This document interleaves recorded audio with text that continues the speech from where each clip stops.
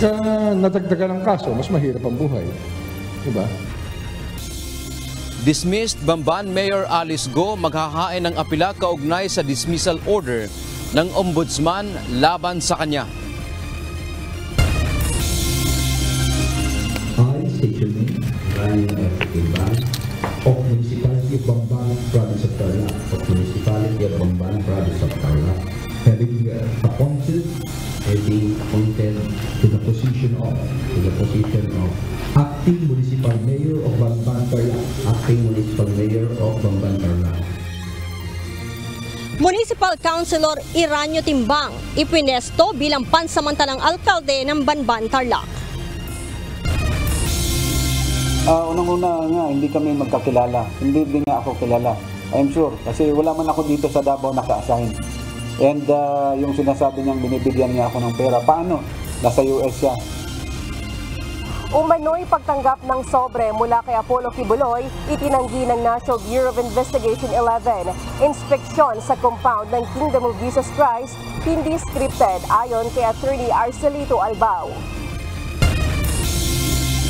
Salamat po sa lahat po na nagdasal po sa amin at sumuporta. Nagpuyat po para mapanood po yung mga competitions namin. God bless us all po. Ang panalo po namin ay panalo po nating lahat. Mahigit 14 million pesos na cash gift ipinagkaloob ng Kamara sa two-time gold medalist na si Carlos Yulo. Pag-amyenda sa National Athletes, Coaches, and Trainers Benefits and Incentives Act, ipinanawagan. Nakita naman natin na yung mga previous strikes nila hindi naman masyadong naka-apekto sa ating mga mananakay, no? That only means that yung ating public transport modernization program is working. Hindi naman talaga mararamdaman ni Sekretary yan eh. Kasi wala naman siya sa field, no? At inaasahan na natin yung mga ganitong sinasabi ng lahat ng ahensya ng gobyerno, hindi successful. Mga transport caravan ng manibela at piston laban sa Public Transport Modernization Program, wala na umanong nagiging epekto sa mga commuter ayon sa DOTR. Tigil pasada, tuloy hanggang Biyernes.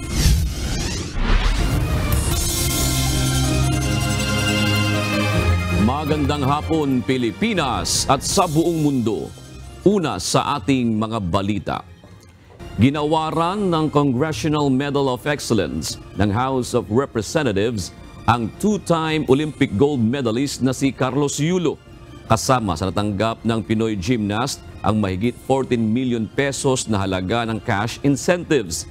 Nanawagan naman si House Speaker Martin Romualdez sa mga kapwa mambabatas na amyendahan ang National Athletes, Coaches and Trainers Benefits and Incentives Act of 2001. Ito ang balita ni Rosalie Cos. Salamat po sa lahat po na nagdasal po sa amin at sumuporta. Nagpuyat po para mapanood po yung mga competitions namin. God bless us all po. Ang panalo po namin ay panalo po nating lahat. Ginawaran ng pinakamataas na pagkilala ng House of Representatives ang gymnast star at double Olympic gold medalist na si Carlos Yulo. Kasama ang iba pang miyembro ng Philippine Olympic Delegation, tinanggap ni Yulo ang parangal sa Kamara Miyerkules ng umaga, August 14. Ang Congressional Medal of Excellence ang highest award ng Kamara para sa Filipino achievers sa larangan ng sports, business, medicine, science, arts, and culture. Congressional Medal of Distinction naman ang iginawad sa Olympic bronze medalist na sina Nesty Petesio at Ira Villegas. Naging mainit ang pagsalubong ng mga mambabatas sa delegasyon ng Pilipinas sa katatapos na 2024 Paris Olympics. Bukod sa pagkilala, pinagkalooban din ng Olympic medalist ng cash gifts mula sa ambaga ng mga kongresista at kawani ng Kamara. Mahigit 14 million pesos para kay Yulo, tig 3.5 million pesos para kina Petesio at Villegas, samantalang kalahating milyong piso naman sa iba pang atletang Pilipino.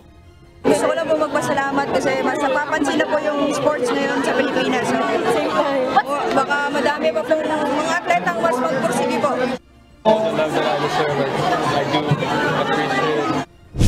Nanawagan naman si House Speaker Martin Romualdez sa mga kapwa mambabatas na amyendahan ang National Athletes, Coaches, and Trainers Benefits and Incentives Act o Republic Act 10699. Ito ay upang mapaigting pa ang suporta ng pamahalaan sa mga atletang Pilipino.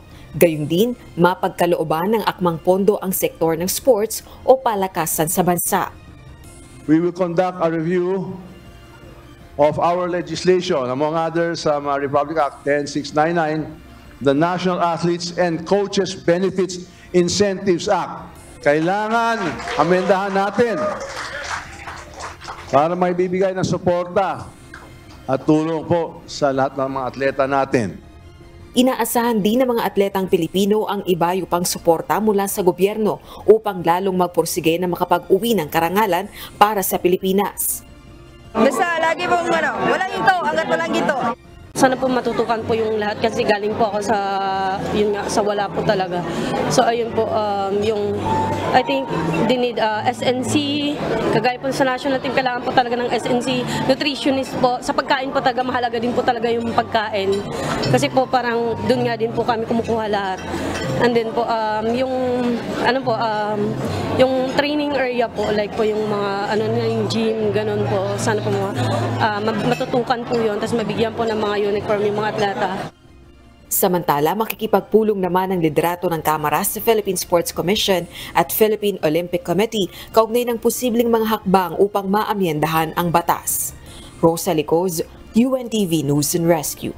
Diyos ang aming sandigan, serbisyo publiko ang aming pinahahalagahan.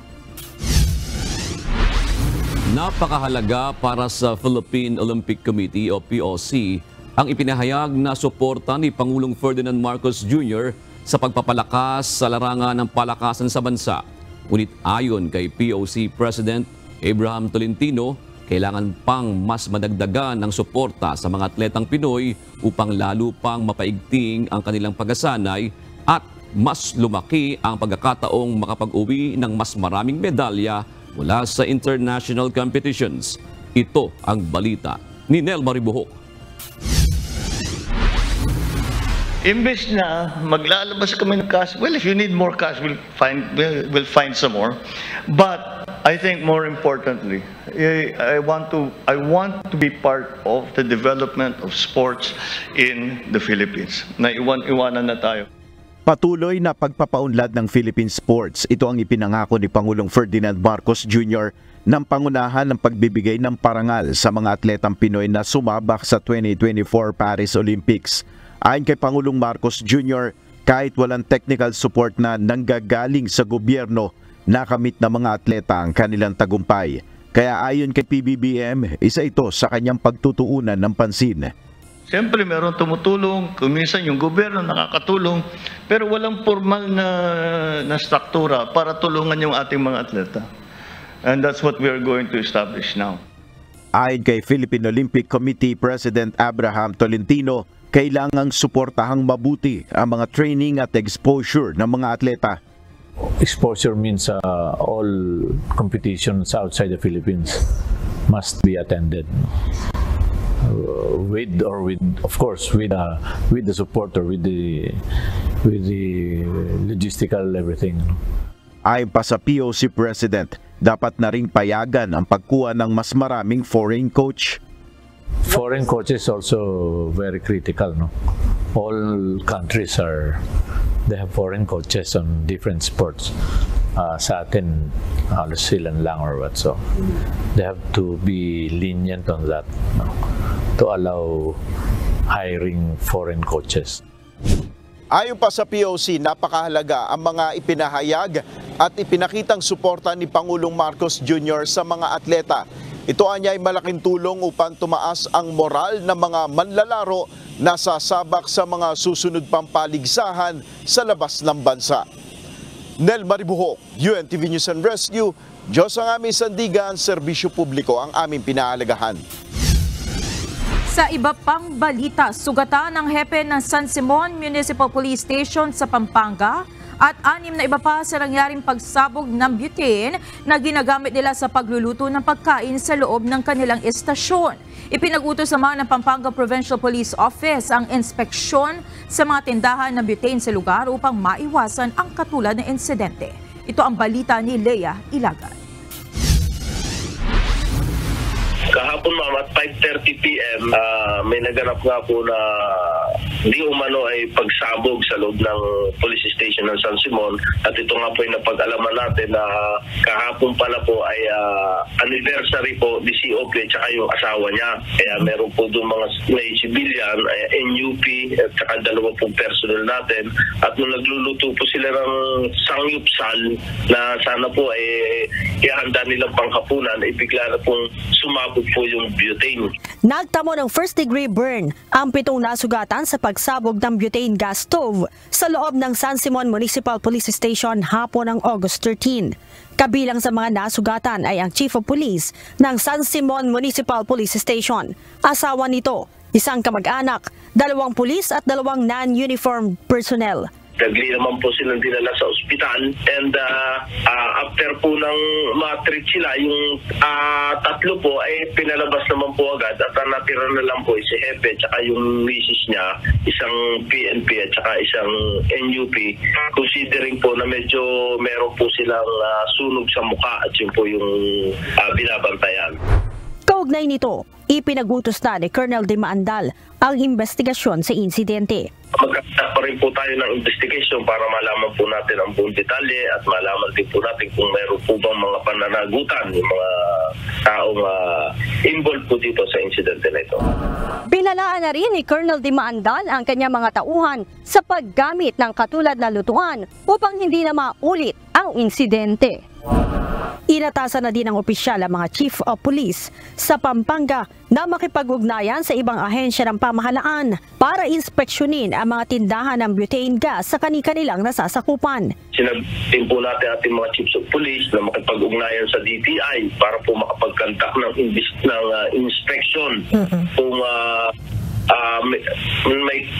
para po ma-check yung quality po ng butane na itinitinda nila para maiwasan na rin po yung mga insidente nangyayari kagaya po na nangyari sa San Simon Municipal Police Station. Hindi lamang ito ang unang pagkakataon na nagkaroon ng insidente ng pagsabog ng butane gas stove dahil nai-report na rin ito sa social media. Matagal na rin nagpaalala ang Department of Trade and Industry sa publiko na tiyaking may sertipikasyon ang binibiling butane products. Isang beses lang din ang gamit dito at hindi dapat refillable ang butane canisters dahil sa banta ng pagsabog. Leia Ilagan, UNTV, News and Rescue. Diyos ang aming sandigan, serbisyo publiko ang aming pinahahalagahan. Naniniwala si Commission on Elections o COMELEC Chairman George Erwin Garcia na maganda ang panukala ni Davao City 1st District Representative Paulo Pulong Duterte na magkaroon ng voluntary drug test ang kakandidato para sa posisyon sa gobyerno. Ngunit ayon kay Garcia, dapat munang tingnan ang implikasyon ng panukalang ito. Lalo na anya may desisyon ng Korte Suprema sa kaso ng Social Justice Society versus COMELEC na labag sa konstitusyon o unconstitutional ang requirement ng drug testing dahil hindi ito kasama sa hinihingi sa isang kandidato o tatakbo sa halalan.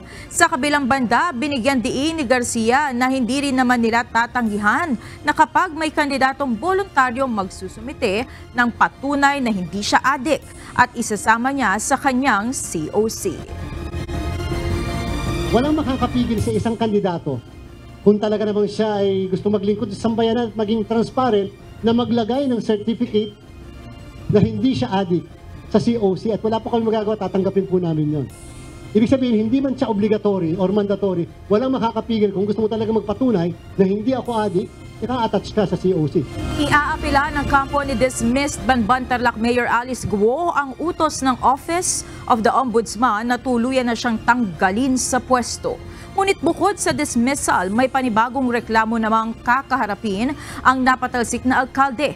Kanina ang Bureau of Internal Revenue naman ang nag-file ng tax evasion complaint laban sa kanya sa Department of Justice. Ito ang balita ni Dante Amento.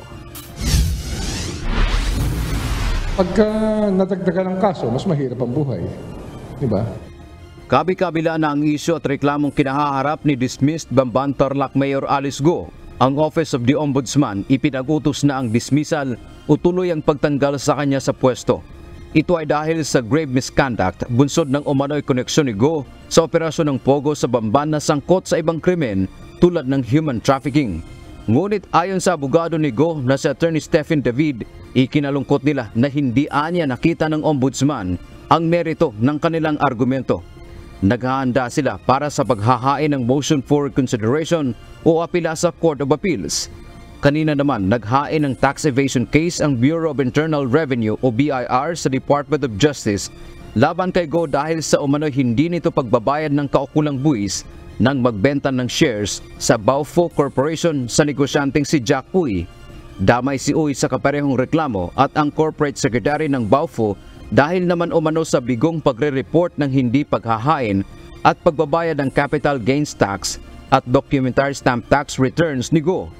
Ito ay may kinalaman dun sa Baofu na corporation dahil kasi nakita natin na sinabi niya na binenta daw niya ang shares niya dito sa korporasyon na ito at nakita natin din na hindi bayad ang buwis patungkol dito sa pagta-transfer ng shares niya na to. Kaya malinaw na may kasong tax evasion. Ayon sa DOJ, dadaan ito sa pagsusuri ng kanilang mga piskal. The BIR has the basis to file. I am sure of that. They will not file a case that has no basis. And they reviewed it thoroughly, I suppose. I would presume. And it will have to be decided by the prosecutors. Sagot naman ng abogado ni Go, wala pa silang natanggap na notice pero maghahain din sila ng pleadings kapag natanggap na nila ito. Samantala, sinabi naman ni Commission on Elections o COMELEC Chairman George Erwin Garcia, kaagad nilang ipatutupad ang perpetual o tuluyang pagkadiskwalipika ni Go sa pagtakbo sa posisyon sa gobyerno na ipinag-utos ng Ombudsman. Liban na lamang kung may makukuhang Temporary Restraining Order o TRO mula sa Court of Appeals. Paliwanag ni Garcia sa ilalim ng batas, kapag ang Ombudsman ay nagdesisyon ng disqualification, ito ay kaagad na executory o ipinatutupad.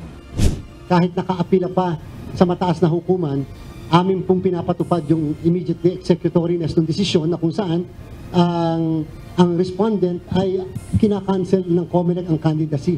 Sapagkat para sa COMELEC, paano ka makakatakbo kung perpetually disqualified ka to hold public unless there is a restraining order from the Court of Appeal. Kung sakali man anyang maghahain ng Certificate of Candidacy o COC si Go sa darating na 2025 elections, may kapangyarihan naman silang kansilahin ang kandidatura nito. Dante Amento, UNTV, News and Rescue. Diyos ang aming sandigan, serbisyo publiko ang aming pinahahalagahan. May kapalit na agad si dismissed Banban Mayor Alice Guo sa pwesto. Kanina, nanumpa na bilang pansamantalang alkalde ng Banban Tarlac si Municipal Councilor Erano Timbang. Siya ang itinalaga ng Department of Interior and Local Government matapos ipag-utos ng taong bayan na tuluyan itong tanggalin dahil sa kasong grave misconduct. Ito ang balita ni Leia Ilagan. I state your name, Rania F. Timbang, of Municipality of Bamban, Province of Tarlac, of Municipality of Bamban, Province of Tarlac, having being appointed to the position of Acting Municipal Mayor of Bamban Tarlac, Acting Municipal Mayor of Bamban Tarlac, hereby solemnly swear that I will faithfully discharge to the best of my ability. May bago ng alkalde ang bayan ng Banban Tarlac kapalit ng inalis na si Alice Guo. Nanumpa na sa harap ni Department of the Interior and Local Government Secretary Benhar Abalos si Municipal Councilor Erano Timbang bilang acting mayor ng Banban. Ayon kay Secretary Abalos, si Timbang ay uupo sa pwesto sa loob lamang ng 3 buwan. Ngayong umaga, nasaksihan natin ang panunumpa sa tungkulan ating acting mayor for 3 months ng Bamban Tarlac, si acting OIC Mayor Timbang. Okay. After 3 months, yung vice mayor po ay matatapos ang suspension at bayan.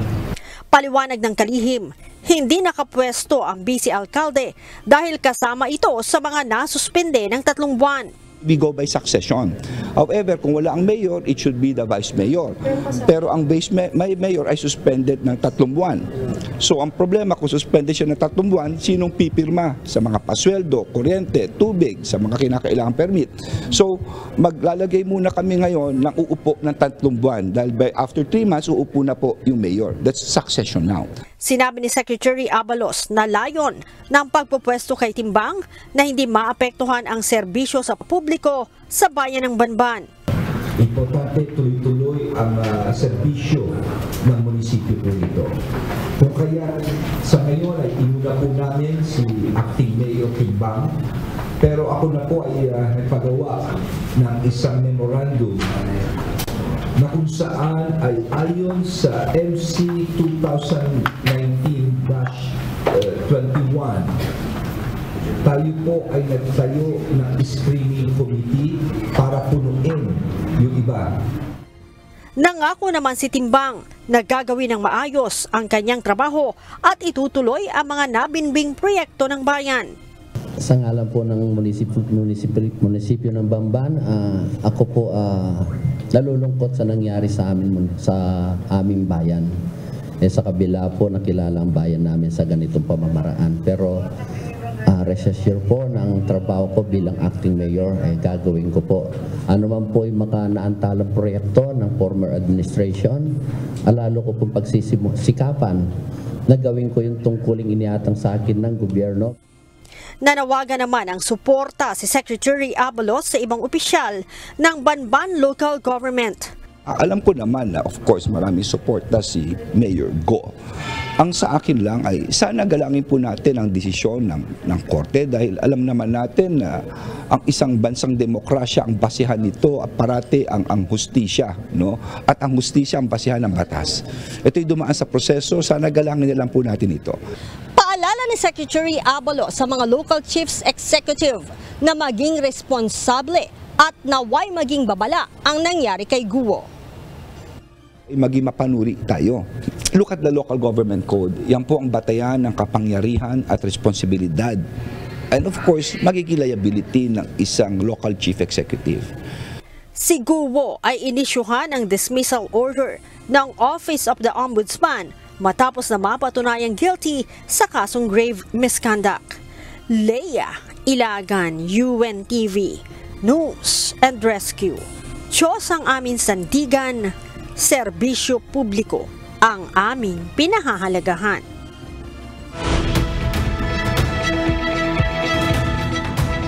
Hindi sinasadyang naipamahagi ng isang charity group para sa mga walang tirahan sa Auckland, New Zealand ang mga candy na nagtataglay ng nakamamatay na doses ng methamphetamine. Ang naturang candy ay sinasabing donasyon at kasama sa ipinamigay na food parcels. Kasalukuyan nang hinahanap ang nasa 400 tao na posibleng nakatanggap nito. Naglunsad na rin ng investigasyon ang New Zealand Police dito. Patuloy na lumalawak at kumakalat ang sakit na Mpox sa African continent. Bunsod nito, nagdeklara na ng Public Health Emergency of Continental Security ang Africa Centers for Disease Control and Prevention kaugnay ng Mpox outbreak sa Democratic Republic of Congo at mga kalapit bansa. Ito ang balita ni Rajon Bulifor. We declare today this public health emergency of continental security to mobilize our institutions, our collective will, and our resources to act swiftly and decisively.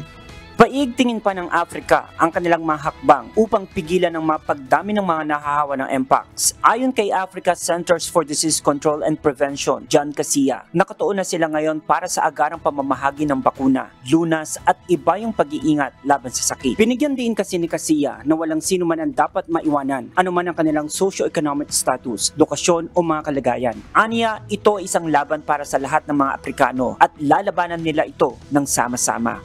Today, I have signed an agreement, Africa CDC, European Union, Health Emergency Preparedness and Response called ERA, and Bavarian Nordic for the procurement and rapid distribution of 200,000 doses in Africa.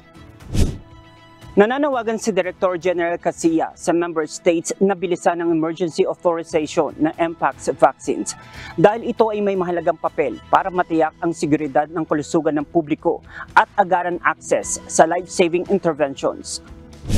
Mpox may have taken us by surprise, but it will not defeat us. Together, we'll rise above this challenge. Together, we'll protect our people, our future, and our continent. Radiant Boulevard, UNTV News and Rescue. Diyos ang aming sandigan, serbisyo publiko ang aming pinahahalagahan. Umarangkada na ang Heroes Parade sa Maynila para sa Pinoy Olympians. Mainit silang sinalubong ng ating mga kababayan na nag-aabang sa mga ruta ng parada. Ito ang balita ni Ryan Lacanlale, live! Ryan, nasaan na ba yung parada? Nandiyan na ba sa lugar mo ngayon? June, nandito na ngayon sa mismong likuran namin, dito sa may main gate na nitong Rizal Memorial Stadium, itong parada. At medyo mabagal ito kumpara doon sa inaasahan natin na 45 hanggang 1 oras ay makakarating ang parada dito sa Rizal Memorial Stadium mula doon sa Aliw Theater. Hindi nalintana ng libo-libo nating mga kababayan ang init ng panahon para masilayan ang Heroes Parade ng mga atletang Pinoy na sumabak sa katatapos lamang na 2024 Paris Olympics. Alas 4 na ng hapon kanina nang dumating sa Vicente Soto Street sa may Aliw Theater ang mga atleta. Hindi lahat ng 22 atleta ay nakasama sa parada. Ang iba ay may mga commitment pa sa ibang bansa kaya hindi pa nakakauwi. Kabilang sa mga nakasama sa parada ang 3 medalist natin sa Olympics na sina 2-time gold medalist Carlo Yulo at ang mga bronze medalist na sina Ira Villegas at Nesty Petercio. Kabilang sa mga nag-aabang sa parada o nag-abang sa parada ang mga mag-aaral mula sa iba't ibang eskwelahan sa Maynila. Maging ang mga kabarangay ni Yulo sa Leverisa Street ay matsagaring nag-abang sa pagdating ng float ng mga atleta.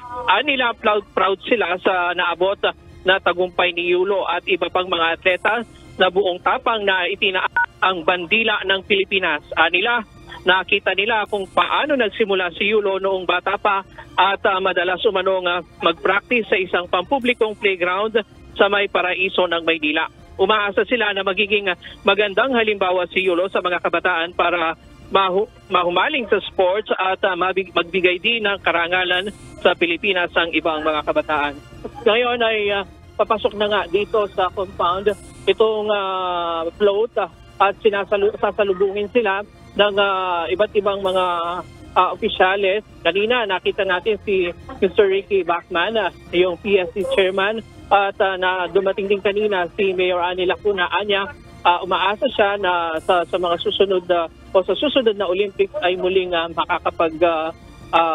makakakuha muli ng gintong medalya itong si Yulo na taga Maynila. Diyan muna ang latest mula dito sa Maynila. Balik sa'yo, June. Ryan, magkakaroon pa ba ng programa dyan sa loob ng Rizal Stadium? Magkakaroon na lang ng maikling programa mamaya. Kaya nag-aabang nga yung libo-libo nating mga kababayan dito sa loob ng Rizal Memorial Stadium. At pagkatapos noon ay nagkakaroon ng konting interview sa mga atleta. Alright, maraming salamat, Ryan Lacanlale. Wala na umanong nagiging epekto ang mga tigil pasada o transport caravan na sinasagawa ng mga transport group para tutulan ang implementasyon ng Public Transport Modernization Program o PTMP ayon sa Department of Transportation. Kanina muling nagsagawa ng transport caravan ng manibela at piston sa Welcome Rotunda na papuntasan ng Mindiola pero hinarang sila ng mga pulis. Ito ang balita ni JP Nunez. nakita naman natin na yung mga previous strikes nila hindi naman masyadong naka-apekto sa ating mga mananakay, no? That only means that yung ating public transport modernization program is working, no? Nasanay na umano ang Department of Transportation sa ginagawang tigil pasada o transport caravan ng mga transport group na Manibela at Piston. Ayon kay Transportation Secretary Jaime Bautista, wala nang nagiging epekto ang mga kilos protesta ng dalawang grupo sa mga commuter. Ipinaliwanag ng kalihim na si Pangulong Ferdinand Marcos Jr. na ang nagsabing walang suspensyon ang programa at majority ng public transport sector ay nag-comply na dito. Kaya naman magtutuloy-tuloy lang ang implementasyon ng PTMP at magsisimula ng manghuli ang DOTR ng mga unconsolidated jeepney na itinuturing ng colorum vehicles. Ang Metropolitan Manila Development Authority naman o MMDA na siyang nagmo-monitor ng sitwasyon sa traffic tuwing may transport strike, sinabing walang malaking epekto ang mga tigil pasada sa mga mananakay. Ayon kay MMDA Acting Chairman Attorney Don Artes, hindi ibig sabihin ng pagde-deploy ng mga libreng sakay ay dahil tagumpay ang strike. Yung pagde-deploy po natin ng libreng sakay ay hindi po dahil successful sila. Kung hindi, ayaw po natin na maabala yung ating mga kababayan. And I think saksi naman po kayo dyan na hindi po ganoon kadami sa transport group na Piston, malian nila ang datos na majority ang nag-comply sa PTMP. Ang katunayan umano nito ay mas marami silang mga tsuper at operator na nagsasagawa ng transport strike. Paano din umanong mararamdaman ito ng mga nasa gobyerno kung hindi naman umano nila nakikita ang totoong nangyayari sa mga isinasagawang protesta? Hindi naman talaga mararamdaman ni Sekretary yan kasi wala naman siya sa field, no? At inaasahan na natin yung mga ganitong sinasabi ng lahat ng ahensya ng gobyerno, hindi successful yung nagaganap na pagkilos. Pero pag tinignan natin, kung hindi successful, bakit naglabas sila ng mga libreng sakay? No, yung pag naglabas sila ng libreng sakay, concerned na pag-amin yan na mayroong parilasasyon Kanina nagsagawa ng transport caravan ang Piston at Manibela bilang bahagi ng kanilang 3 araw na tigil pasada hanggang Biyernes. Nagtipon-tipon sila sa Welcome Rotonda, dala ang kanilang mga tradisyonal na jeep na iniharang sa kahabaan ng Quezon Avenue. Sa Menjola sana sila magsasagawa ng programa para iparating kay PBBM ang kanilang mga hinaing hinggil sa implementasyon ng PTMP. Pero hinarangan sila ng pulisya at naglagay din sa kalsada ng mga truck ng bombero at pulis. Questionable sa Manibela ang pagharang dahil meron umano silang permit at hindi umano patas dahil ang pro-PTMP na nagsagawa ng Unity Walk noong nakaraan ay pinayagan naman. Talagang hindi patas at kumikiling lamang sa mga kanilang kung sino ang mga sipsip at balimbing sa gobyerno, yun lamang ang pinapaboran ng gobyerno din. Nagdesisyon yung transport group na Manibela at Piston na dito na lang magsagawa ng programa sa Welcome Rotonda. Ito kasing kahabaan ng Espanya ay hinarangan ng Manila Police District. Papunta sana silang Menjola pero hindi na sila pinayagang makapasok. Ayon sa dalawang grupo, tuloy ang tigil pasada at protesta sa kanilang mga strike center hanggang Biyernes. Pero wala na silang isasagawang transport caravan o malakihang pagtitipon. JP Nunez, UNTV, News and Rescue. Diyos ang aming sandigan, serbisyo publiko ang aming pinahahalagahan. Nagbibigay ng dagdag na tulong sa transportasyon sa panahon ng peak hours ang libreng sakay program ng Office of the Vice President. Kaugnay nito, opisyal nang binuksan ngayong araw, August 14, ang libreng sakay ng OVP mula Pitex hanggang Naik, Cavite. Ito ang balita ni Jed Neresina. Ako yung nagpapasalamat po kasi nagkaroon ng isang pribilehiyo na magkaroon ng libreng sakay from Pitex to Naik. Kaya ito po isang malaking bagay, lalo na sa mga commuters po. Katulad namin. Malimit at kinakailangang lumuwas ng Maynila ni Lorena Baloy mula sa Cavite para bumili ng maintenance niyang gamot. Ayon sa kanya, wala kasi sa butika sa kanilang lugar ang gamot niya sa stroke na nireseta ng kanyang doktor. Kaya malaking bagay na sa kanya ang nasa 200 pisong balikang pamasahe na malilibre dahil sa libreng sakay na handog ng Office of the Vice President. From Naik to Pitex, syempre, malaki din po ang pasahe, lalo na kung walang discount na katulad ng PWD Senior, napakalaki pong tulong talaga. Sa tulad ko ma'am, PWD, syempre, doon ko sa maintenance kong gamot gagamitin. Para naman kay Lizelle na nagtatrabaho sa Maynila, ang matitipid niya ay nasa 100 pisong balikang pamasahe. Nakakalas po kami ng pamasahe. Then yung pamasahe namin dito, imbes na ipamasahe dito, so maidadagdag namin sa ibang expenses. Kaninang umaga pinasinayaan ng Office of the Vice President dito sa PITX ang ikawalo nitong libreng sakay bus. May biyahe itong PITX hanggang Naik, Cavite na daraan sa iba't ibang pick-up at drop-off point sa lalawigan ng Cavite. Bukod dito, may 2 bus na rin sa EDSA Carousel mula PITX hanggang Monumento vice versa, 2 bus na biyaheng Quiapo, Commonwealth vice versa at tig-1 bus sa Cebu, Bacolod at Davao.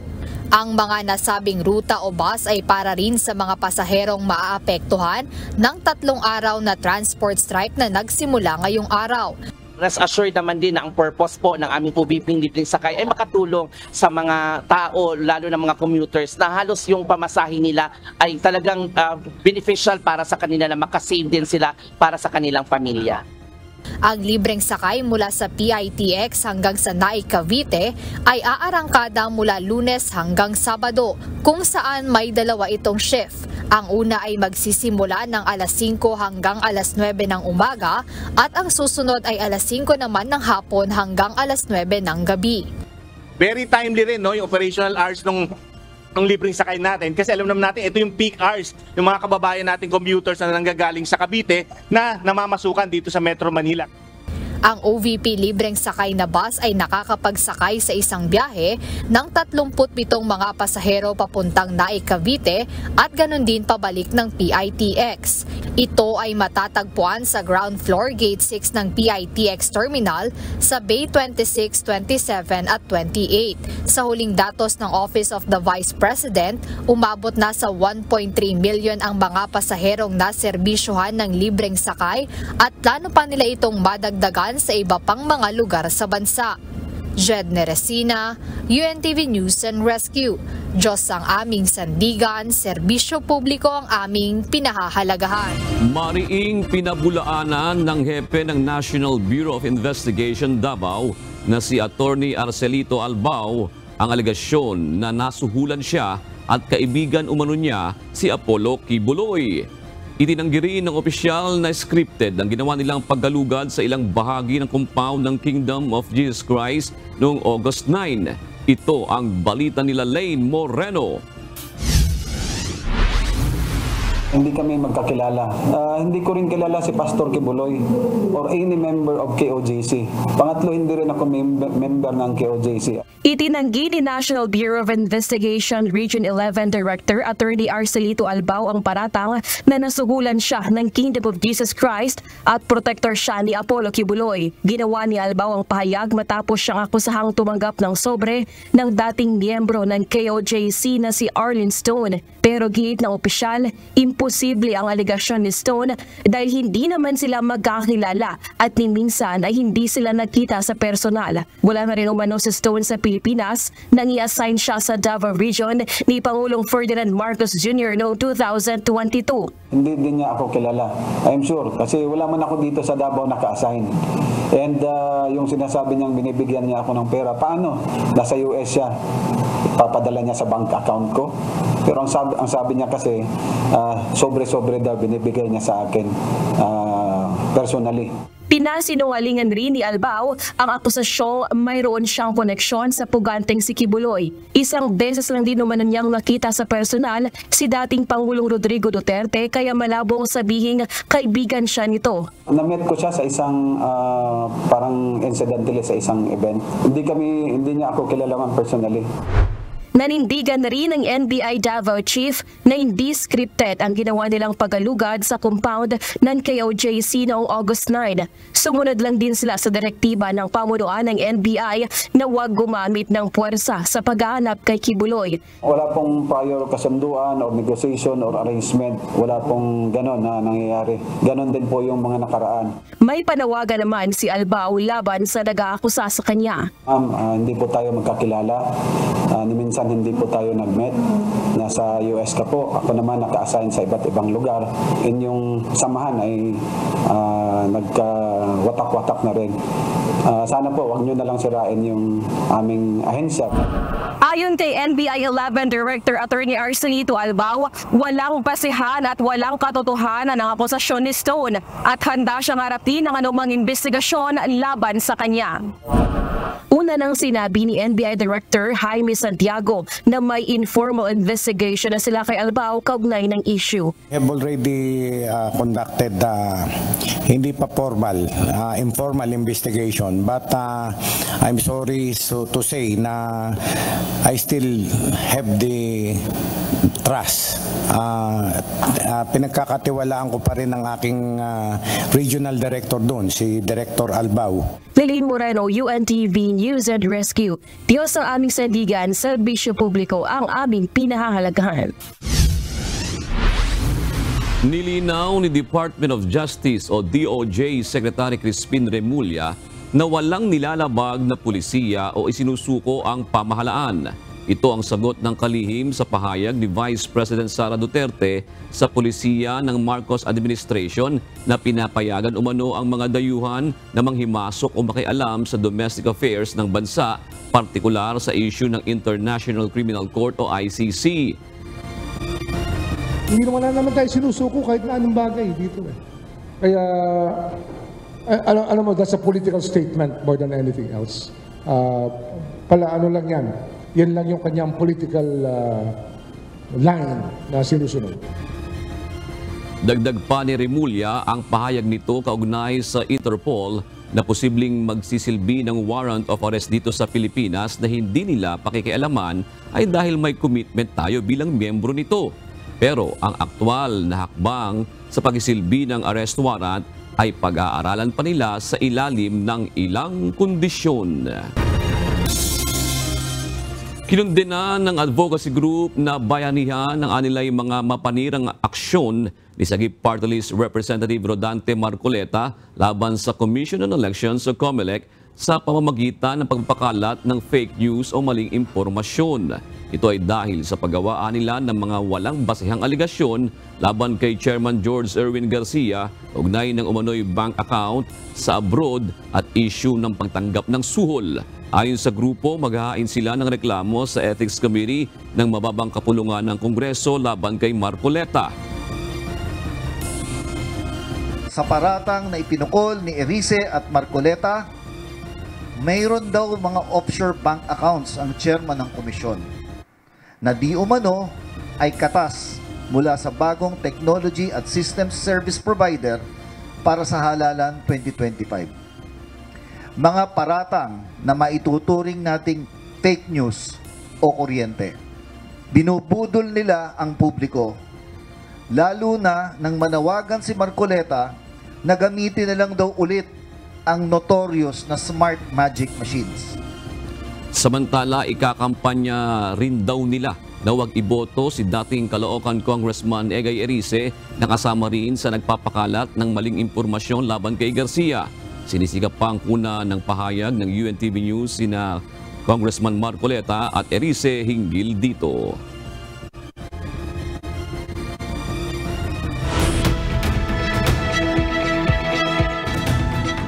Inaprubahan ng Estados Unidos ang $20 billion weapons sale sa Israel. Kabilang sa ibebenta ay ang maraming fighter jet at advanced air-to-air missiles. Ayon kay Vedant Patel, Principal Deputy Spokesperson ng U.S. State Department, may nakahandang mga polisiya ang U.S. na maaaring gamitin kung lalabag ang Israel sa paggamit ng mga armas nito sa sibilyan. We urge Israel to thoroughly and transparently investigate reports of gross violations of human rights and take all appropriate action, and we'll continue to do that. Hindi na maghahangad ng re-election si Japan Prime Minister Fumio Kishida bilang leader ng ruling Liberal Democratic Party. Inaasahang bababa na sa pwesto ang 67-year-old LDP veteran matapos maluklok ng bagong lider ang partido sa Setyembre. Ang suporta para kay Kishida na naging Prime Minister mula noong 2021 ay bumagsak resulta ng iskandalo sa katiwalian na kinasasangkutan ng kanyang partido, pagtaas ng mga gastos sa pamumuhay at pagbagsak ng yen. Sinimulan na ngayong araw ng Senado ang investigasyon sa sunod-sunod na paglubog ng mga barko sa Bataan. Dito na question sa Senate Committee on Environment and Natural Resources and Climate Change ang iligal na paglalayag ng mga barkong sangkot sa oil spill sa Manila Bay at Karatig Karagatan. Kaugnay nito, naglabas ang Senado ng sabina laban sa mga may-ari ng 2 pang barkong sangkot sa naturang insidente. Nais ring imbestigahan ng mga senador ang umano'y oil smuggling na aktibidad ng mga naturang barko. Ito ang balita ni Asher Cadapan Jr.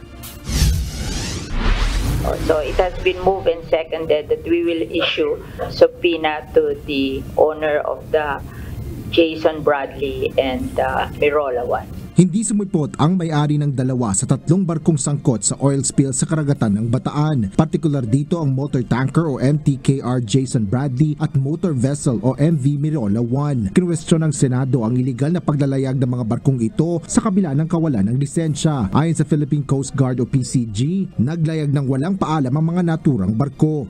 MV Mirola 1 departed Navotas without passing through the Coast Guard station. Tumakas po yan and it was in tow.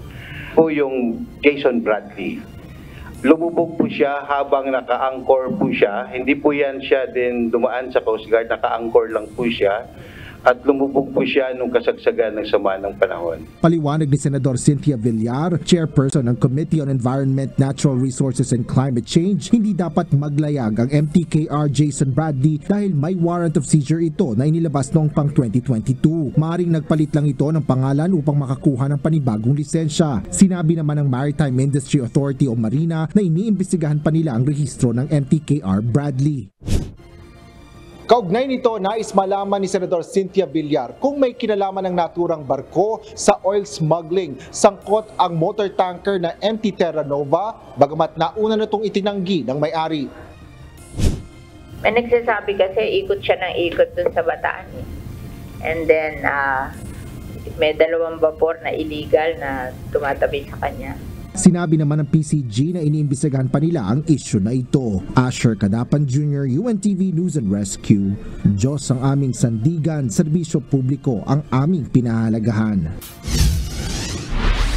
Kinumpirma ng Bureau of Fisheries and Aquatic Resources na ligtas na kainin ang mga isda at shellfish mula sa Region 3, Region 4A at National Capital Region. Sa pinakahuling BFAR Oil Spill Bulletin, pasado sa sensory evaluation ng ahensya ang mga lamang dagat na galing sa Bulacan, Pampanga at Bataan, Navotas, Maynila, Parañaque at Las Piñas sa NCR at sa lalawigan ng Batangas. Tanging ang mga seafood galing sa lalawigan ng Cavite ang hindi ligtas kainin ayon sa BFAR dahil dito nananatiling nakataas ang fishing ban sa lalawigan. May mga sinusunod tayong scientific protocols in terms of declaring whether or not a particular area can be declared negative for traces of oil and grease.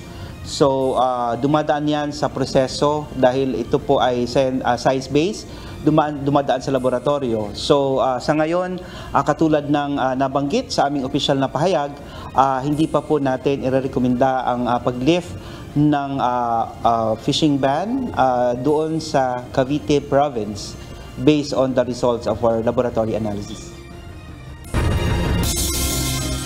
Nananawagan ang pambansang lakas ng kilusang mamamalakaya ng Pilipinas o Pamalakayan na alisin na ang umiiral na no-catch zone sa Cavite bunsod ng oil spill. Anila ang naturang hakbang ay mas nagdulot ng perwisyo sa mga mangingisda dahil naapektuhan ang kanilang hanap buhay. Ito ang balita ni Benedict Samson. Asahan po ninyo, hanggat hindi po ako kayo pinapayagan, tuloy-tuloy po ang bigay po natin. Maghahanap po tayo ng paraan para mabigyan po natin kayo. Tuloy-tuloy ang ginagawang pamamahagi ng relief pack ng mga lokal na pamahalaan at pamahalaang palalawigan ng Cavite sa mga coastal municipality na apektada ng no-catch zone at no-sell zone dahil sa Bataan oil spill. Sa halos 3 linggo mula nang lumubog ang NTKR Terra Nova, wala namang napadpad na langis mula sa lumubog na oil tanker. Ngunit ayon sa inilabas sa Bataan Oil Spill Bulletin No. 4 ng Bureau of Fisheries and Aquatic Resources o BIPAR, nakasaad na base sa kanilang sensory evaluation, hindi paligtas kainin ng isda at shellfish sa lalawigan ng Cavite. Ang mga isda naman na sinuri sa Bataan, Bulacan at Pampanga sa Region 3, mga lungsod ng Parañaque, Maynila, Navotas at Las Piñas sa Metro Manila, at Calatagan na Sugbo at Lian sa Batangas ay ligtas na umanong kainin. Ayon sa pambansang lakas ng mamamalakayan ng Pilipinas o Pamalakaya, dahil umano sa ginawang hakbang ng pamahalaan, ay lalo umano itong nagpahirap sa mga mangingisda. Sa isang pahayag na sinabi ni Pamalakaya Vice Chairperson Ronel Arambulo, nakasaad na mas naperwisyo umano ang mga mangingisda sa ipinatutupad na fishing ban kaysa oil spill na hindi naman anya nakapinsala sa mga pangisdaan. Kasabay pa nito ay wala naman anyang regular na natatanggap na suporta ang mga mangingisda. Ayon naman kay Cavite Governor John Vic Remulla, hindi sa kanila nang galing ang kautusan patungkol sa pagbabawal ng panguhuli ng mga lamang dagat. Ang nagbawal na sa pangingisda at saka pagtatahong ay hindi ho kami. Ang advice po yan ay galing sa BIFAR, Bureau of Fishery and Animal Industries and Aquatic Research. Sila po i-investigate tubig at yung tubig na yun, sinasabi nila kung pwede na o hindi. Sa kanilang huling test, lumabas po noong August 4, ay hindi pa pwede.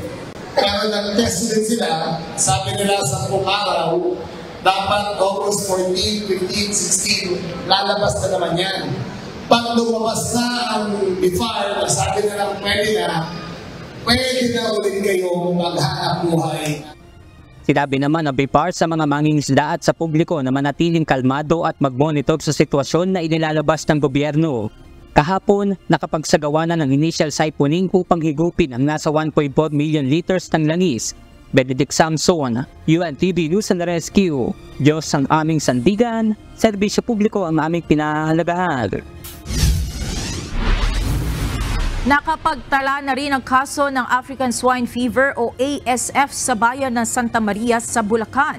Ito ang balita ni Nestor Torres live. Nestor, may datos na ba kung ilang baboy ang tinamaan ng ASF at anong mga hakbang na ang ginawa laban dyan?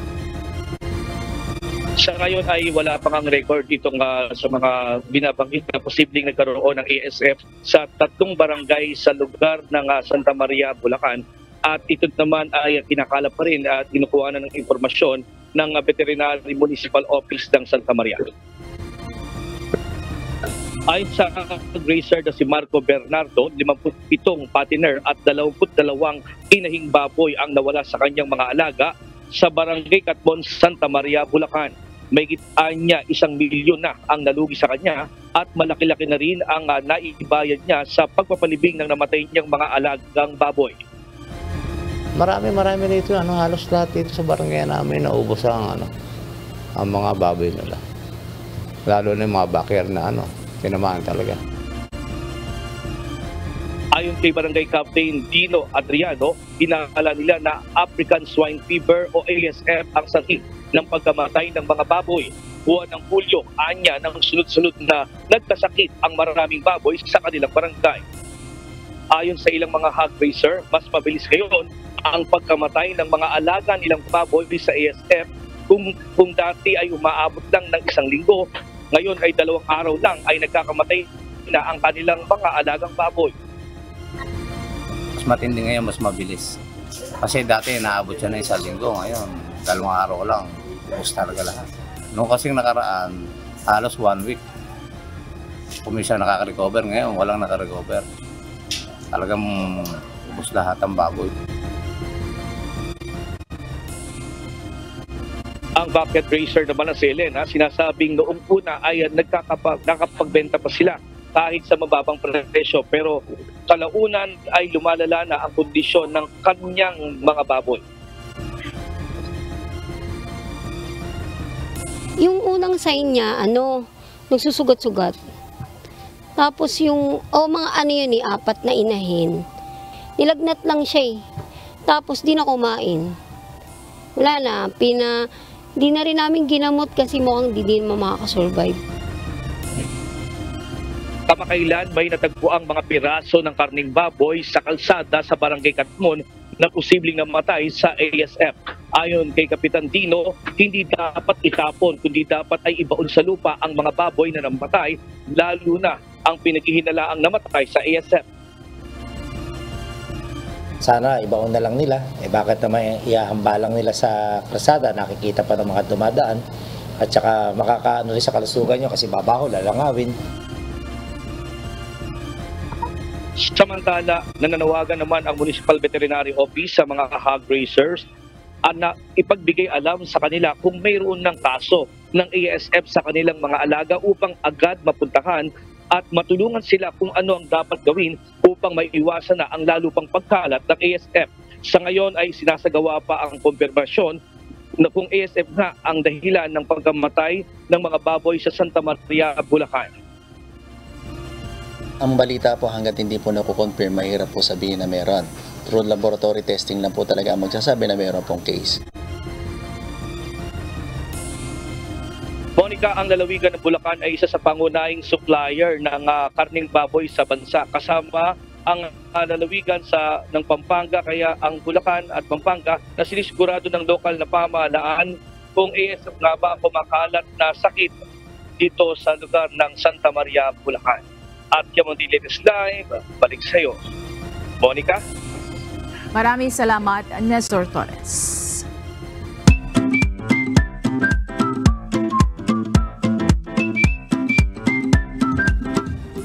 Narito na po ang ating mga kausi ngayong araw po ng Miyerkules. Salamat po at shoutout kina Eddie Carbajal, Jano Porras at Grace Rosales. Gayon din kay Bast Auluros, Paterno Mendoza Jr. at Dolores Braga Miranda. Samantala, narito po ang salita ng Diyos na ating sandigan mula sa aklat ng Kawikaan 3:33 na nagsasabi, ang sumpa ng Panginoon ay nasa bahay ng masama, ngunit pinagpapala niya ang tahanan ng matuwid.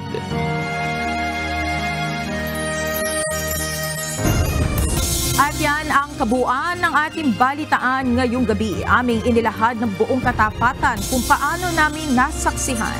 Kayo po'y makapagtitiwala ng aming nakita at narinig ang aming ibinabalita.